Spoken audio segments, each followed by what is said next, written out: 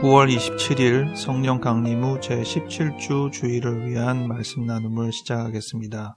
오늘은 빌립보서 2장 1절부터 4절 말씀을 가지고 옛다 삶, 예수를 따르는 삶 19번째 시간으로 동의합니다 라는 제목으로 말씀을 나누겠습니다. 2020년 표어는 새로운 경험, 행동 강령은 더 나은 본향을 향해 가는 나그네입니다. 2020년 기도문을 따라해 주시기 바랍니다. 우리를 새롭게 하시는 하나님을 찬양합니다. 우리가 경험하는 모든 일들이 주님의 계획과 섭리 안에 있음을 고백합니다. 놀라운 하루를 열어주소서. 우리가 맞이하겠습니다. 예수 이름으로 아멘. 빌립보서 2장 1절부터 4절 말씀 읽어드리겠습니다. 그러므로 그리스도 안에 무슨 권면이나 사랑의 무슨 위로나 성령의 무슨 교제나 긍휼이나 자비가 있거든 마음을 같이하여 같은 사랑을 가지고 뜻을 합하며 한 마음을 품어 아무 일에든지 다툼이나 허영으로 하지 말고 오직 겸손한 마음으로 각각 자기보다 남을 낮게 여기고 각각 자기 일을 돌볼 뿐더러 또한 각각 다른 사람의 일을 돌보아 나의 기쁨을 충만하게 하라. 아멘.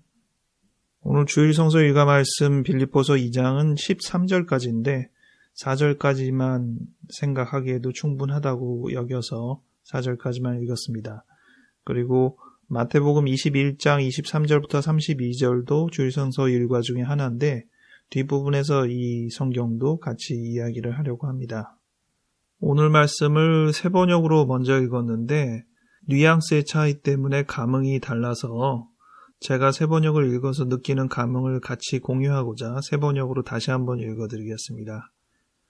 그러므로 그리스도 안에서 여러분에게 어떠한 격려나 사랑이 어떤 위로나 성령이 어떠한 교제나 어떠한 동정심과 자비가 있거든 여러분은 같은 생각을 품고 같은 사랑을 가지고 뜻을 합하고 한 마음이 되어서 나의 기쁨이 넘치게 해 주십시오. 어떤 일을 하든지 다툼이나 허용으로 하지 말고 겸손한 마음으로 하고 서로 자기보다 남을 낮게 여기십시오.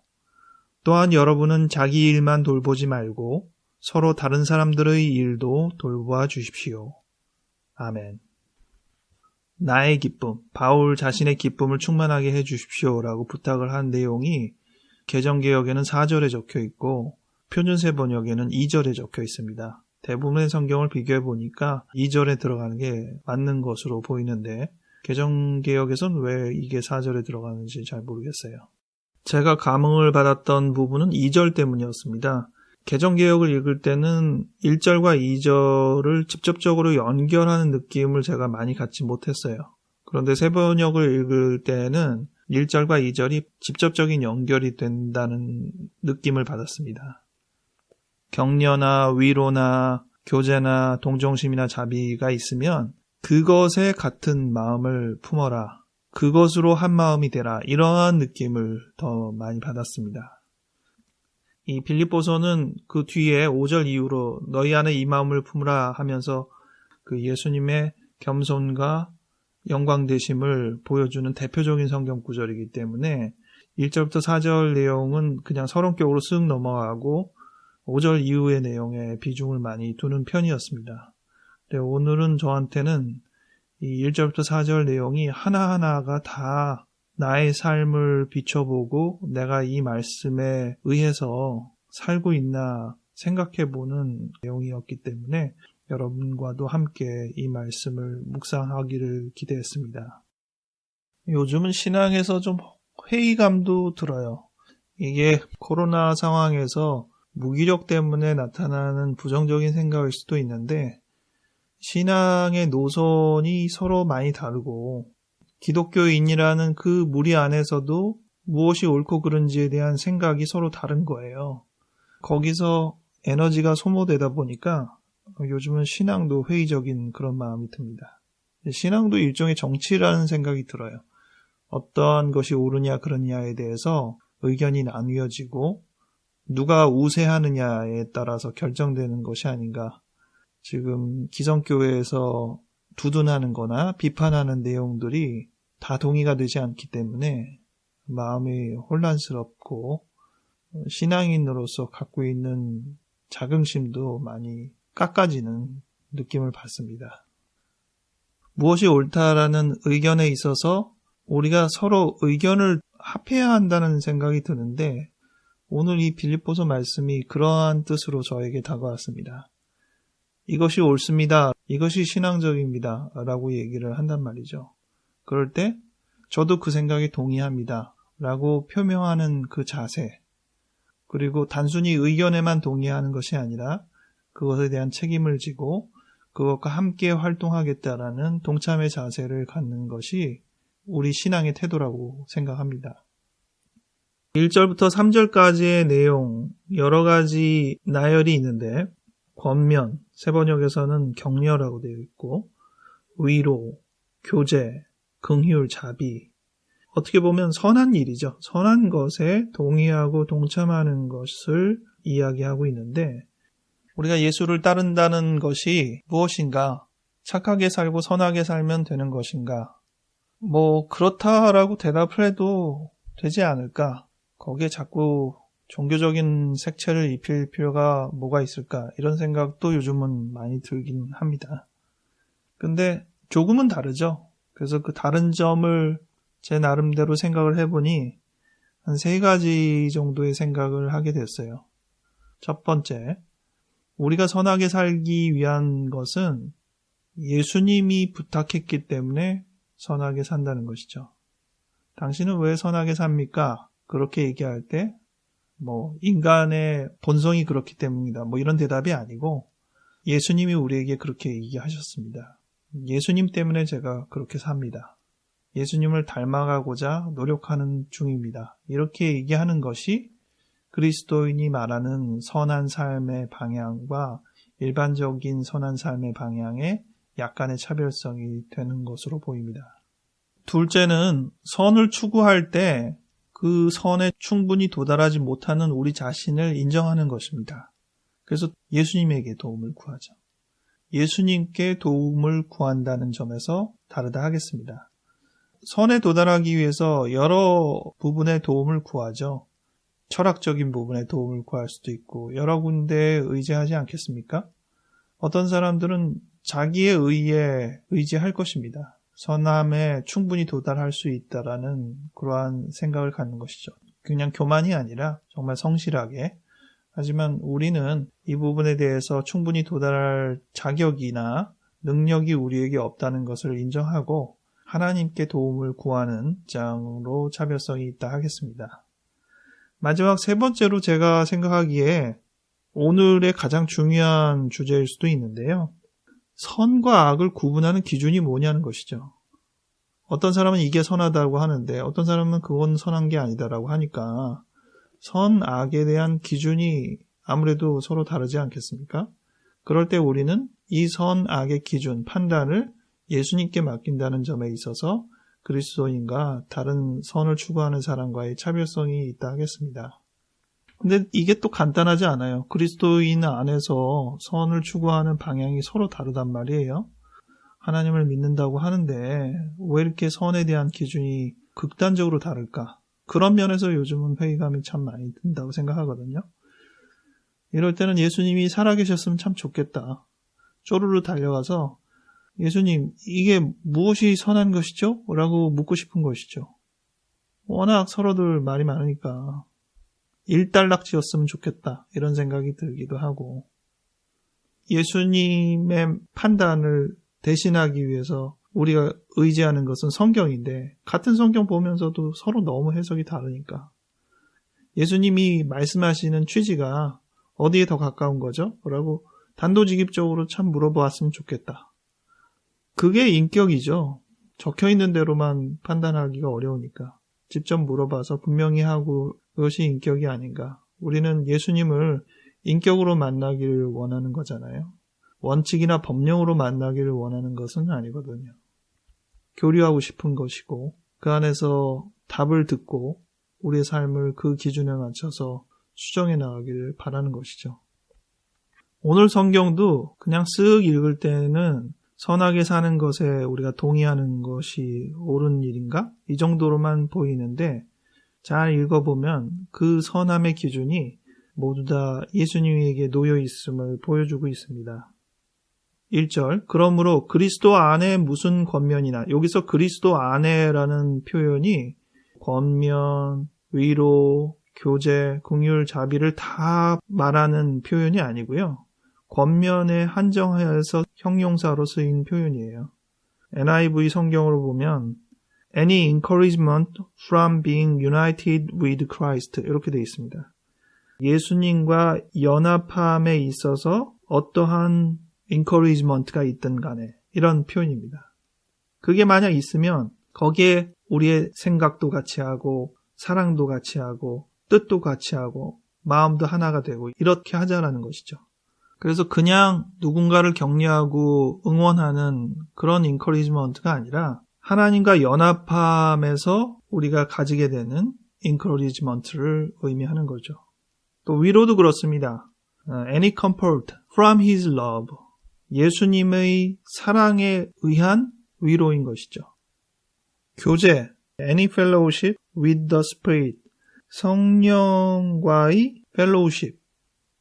그저 선하게 착하게 살라는 것이 궁극적인 목표라면 종교적인 어떤 특성은 희석되는 것이 아닌가라고 볼 수도 있는데 궁극적으로는 통할 수는 있겠지만 우리가 추구하는 부분은 주님 안에서 주님과 함께하는 그리고 주님의 사랑에 의한 성령의 인도하심에 따른 그러한 선함을 추구하는 것이라고 봐야겠습니다.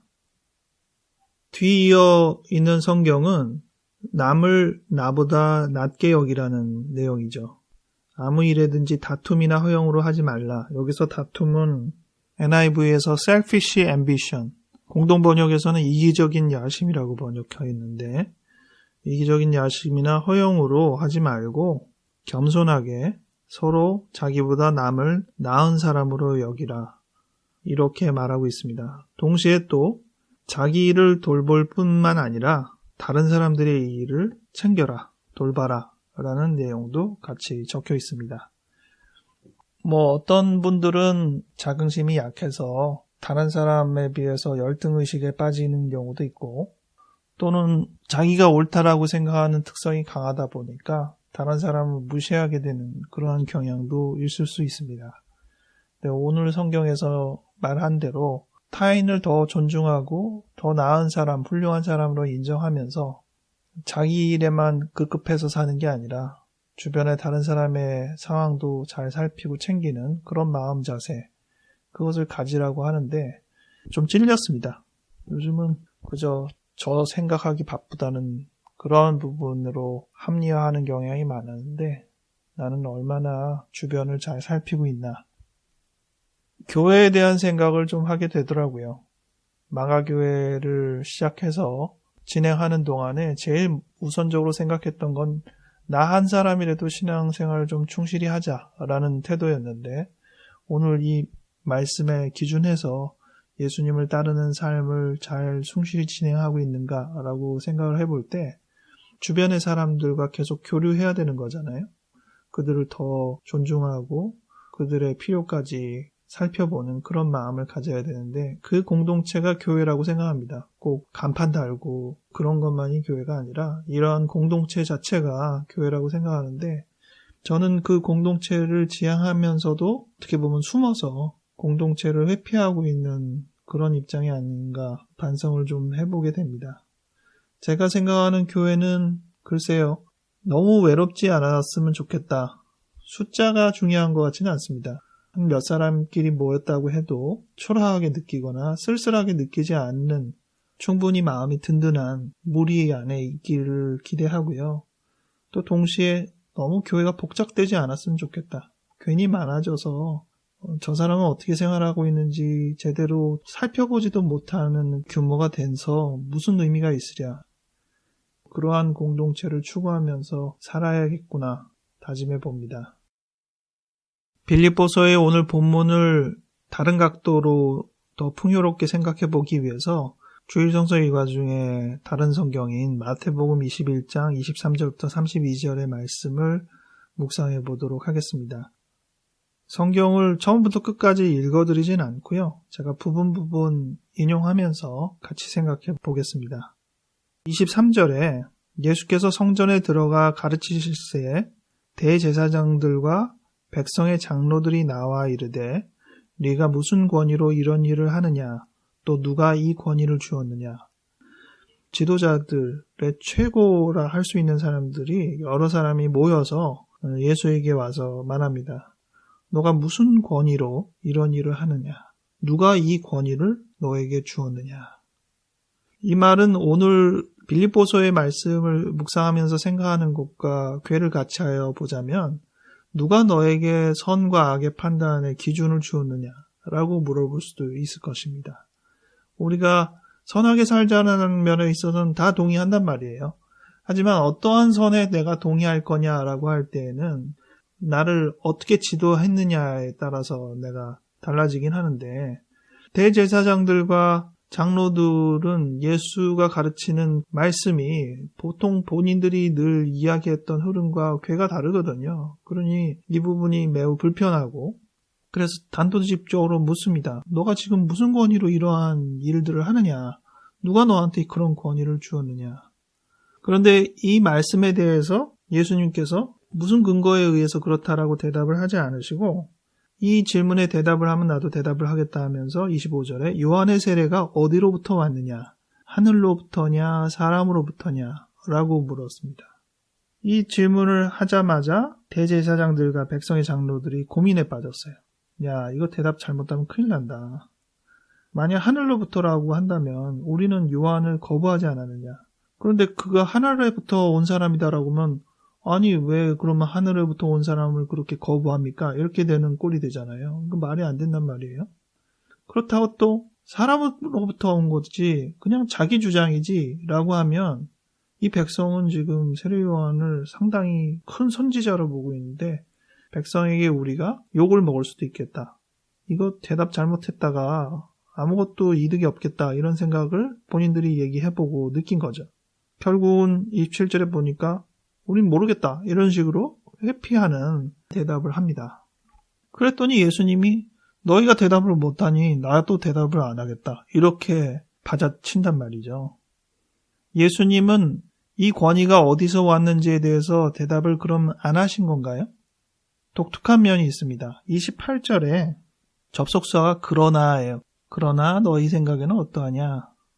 나도 무슨 권위로 이러한 일을 하는지 너에게 이르지는 않겠는데 그러나 너희 생각에는 어떠하냐? 그러니까 여기서의 그러나는 내가 대답은 안 하겠는데 그렇지만 생각해봐라 이런 거죠. 뒤에 어떤 이야기가 이어지냐면 두 아들 비유가 나옵니다. 첫째 아들한테 포도원에 일하라고 했더니 네라고 대답을 해놓고서는 안 갔어요. 둘째 아들한테는 포도원에 가서 일하랬더니 싫어요 라고 하더니 뉘우치고 갔어요. 그러면 이 둘 중에 누가 아버지의 뜻대로 했느냐라고 할 때 둘째 아들이죠 라고 대제사장과 장로들이 대답을 했습니다. 뒤이어서 또 예수님께서 하는 말이 내가 진실로 너희에게 이르노니 세리들과 창녀들이 너희보다, 여기서 너희라는 것은 대제사장과 장로겠죠. 너희보다 먼저 하나님의 나라에 들어간다. 파격적인 표현이죠. 32절 요한이 의의 도로 너희에게 왔거늘 너희는 그를 믿지 아니하였을 때 세리와 창녀는 믿었다.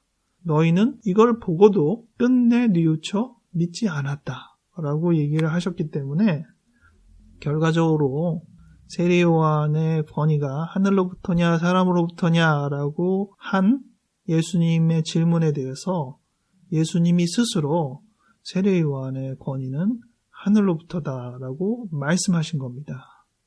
그렇기 때문에 나도 대답은 안 하겠다. 그런데 생각해봐라 라고 얘기하는 그 뉘앙스의 전반적인 흐름을 쫓아가 보면 예수님은 자신의 권위가 하늘로부터 왔다는 것을 말씀하신 것이라고 봐야겠습니다. 그런데 왜 그렇게 단도직입적으로 얘기를 안 하고 이러한 여러 과정을 통해서 이야기를 하셨을까? 그것은 대제사장과 장로들의 태도 때문이겠죠. 사실 어느 권위에 따라 네가 지금 이러고 있느냐에 대한 대답을 듣고 싶지 않았던 겁니다. 대답을 해본들 무슨 소용이 있겠어요? 어차피 그 대답을 자기 멋대로 재단해서 비판하고 그러지 않겠습니까? 그들에게는 또 다른 먹잇감을 하나 제공하는 것에 불과한 것이지 대답의 의미가 없습니다. 사실 대제사장과 장로들의 판단이 없었던 건 아니죠. 요한의 세례가 하늘로부터라고 생각했다면 요한을 따랐을 테니까 분명히 그들은 요한의 세례가 사람으로부터 생겨난 것이라고 판단했던 것입니다. 그런데 그 판단을 했음에도 불구하고 사람들이 두려워 결국 그것을 공표하지 않은 거잖아요. 본인들이 판단한 것은 있지만 그것으로 인해서 본인들이 고생하고 싶지는 않다는 것이거든요. 이것을 빌립보서의 말씀과 연결해 보자면 우리가 동의한다라고 표현하는 것이 꽤나 큰 일이라는 생각을 하게 됩니다. 왜냐하면 동의하는 것은 그에 따른 파급과 영향을, 책임을 짊어지겠다는 의사표현이 되기 때문입니다.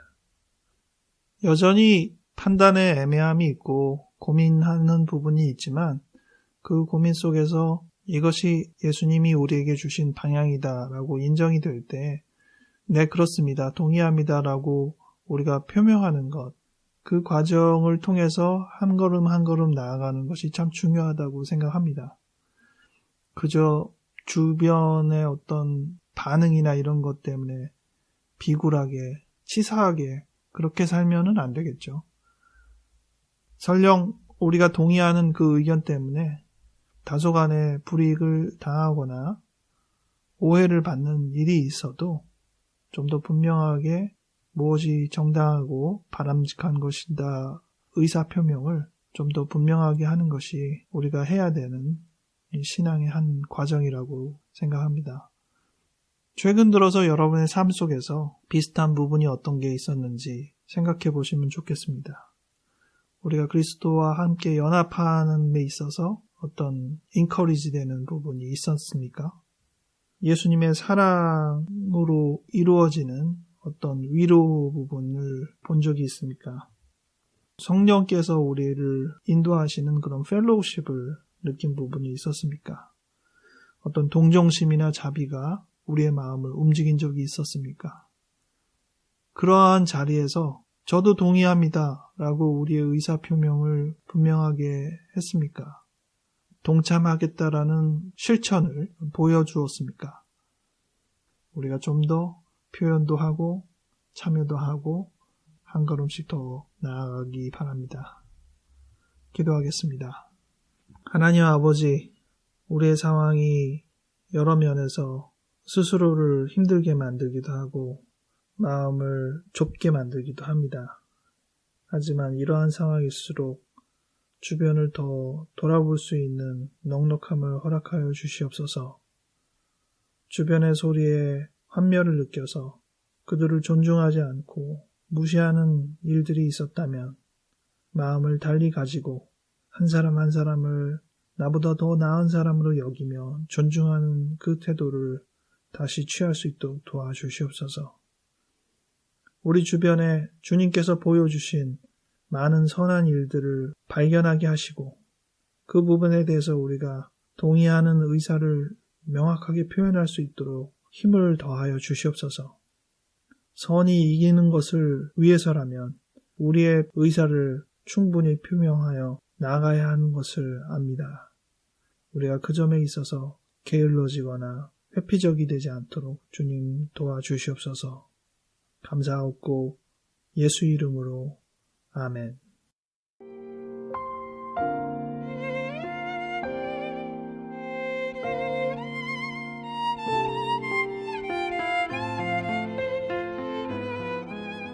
이번 한 주도 예수님을 따라서 예수님의 권위에 맞추어서 사는 하루하루가 되기 바랍니다. 추석이군요. 연휴 건강하게 잘 지내시고 다음 주에 다시 뵙겠습니다.